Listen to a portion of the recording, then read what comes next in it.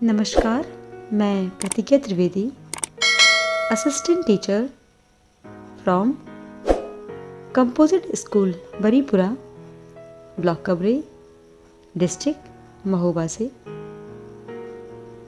आपके सामने प्रस्तुत कर रही हूँ कक्षा 5 के हमारा परिवेश बुक से पाठ 8 भोज्य पदार्थों का संरक्षण। बच्चों, इसके पहले हमने इस पाठ के 2 भागों पर विस्तार पूर्वक चर्चा की है। पहले भाग में भोज्य पदार्थ कैसे खराब होते हैं इसको जाना, एवं दूसरे भाग में भोज्य पदार्थों के संरक्षण की विभिन्न विधियों को विस्तार पूर्वक जाना था। इस भाग में हम भोज्य पदार्थों के संरक्षण के महत्व के बारे में जानेंगे। इसके अलावा खाद्य पदार्थ अर्थात भोज्य पदार्थों की सुरक्षा के मानव मूल्यों पर भी चर्चा करेंगे, जो कि भविष्य के लिए बहुत महत्वपूर्ण है। तो आइए प्रारंभ करते हैं। संरक्षण का महत्व अर्थात सिग्निफिकेंस ऑफ फूड प्रिजर्वेशन।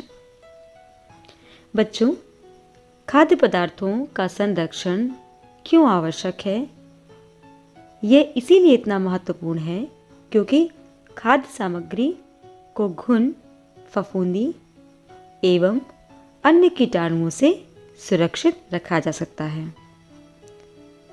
आवश्यकता से अधिक पैदा होने वाले फल, सब्जी एवं अनाज को सुरक्षित रखा जा सकता है। अनाज, फलों व सब्जियों को दूर स्थानों पर भेजने के दृष्टि से भी ये महत्वपूर्ण है और इसके अलावा पके भोज्य पदार्थों को संरक्षित रखकर दोबारा उपयोग में लाया जा सकता है। अब हम चर्चा करेंगे कि भविष्य के लिए खाद्य पदार्थों की सुरक्षा के मानव मूल्य क्या हैं। बच्चों, भारत में अधिकतर खाद्य पदार्थों का उत्पादन मौसम के अनुसार होता है। कुछ लोग वर्ष भर इनको अर्थात अनाज, दालों को खरीद लेते हैं क्योंकि जिस मौसम में इनका उत्पादन होता है उस मौसम में ये कम दाम पर उपलब्ध हो जाते हैं।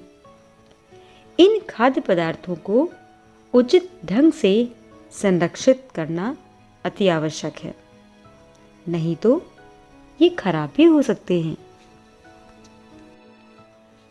सरकार भी भंडार गृहों में गेहूं, चावल, दाल आदि का भंडारण करती है जिससे देश में इनकी कमी न होने पाए।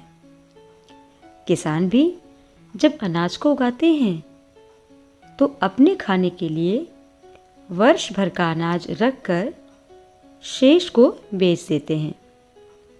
इन खाद्य सामग्रियों को संरक्षित करके अधिक दिनों तक प्रयोग में लाते हैं।